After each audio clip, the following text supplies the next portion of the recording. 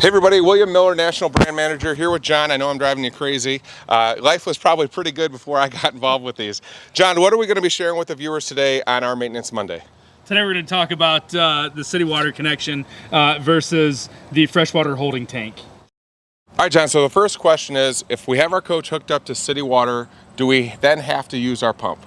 No, we don't need to use the pump or the holding tank.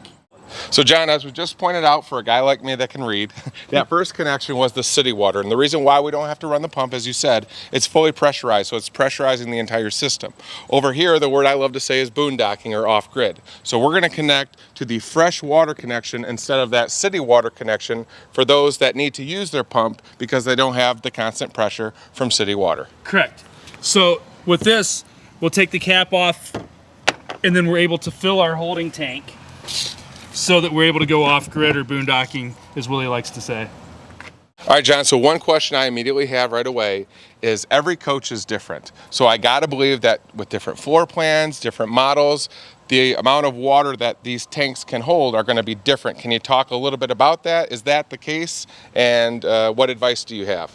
Great question, Willie. So every unit is different, the toy haulers and things. Some of those units have larger holding capacities. We want to use the monitor inside. One of the myths that we hear all the time is I'll know that it's full when the water starts running out from underneath the unit.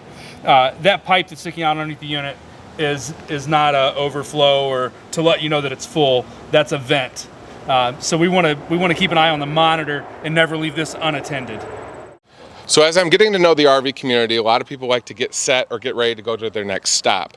And I've seen, on some of the threads on our community on the Facebook, they'll say, hey, fill these up before you go. Is that something we recommend and why?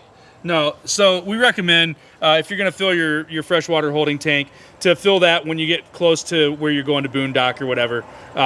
We don't want to travel with the tanks completely full. You don't want the extra weight bouncing around in there and things like that.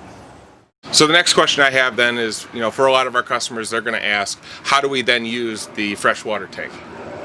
So in order to use the freshwater tank, we'll want to go to our monitor panel where we check our levels, and there's a switch there for the water pump, and we'll just want to turn that on. Once that's been turned on, we're ready to go. We can use any of the faucets.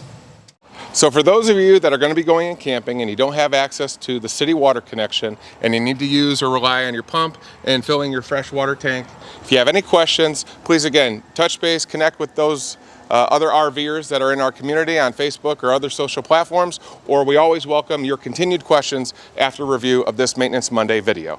Thanks.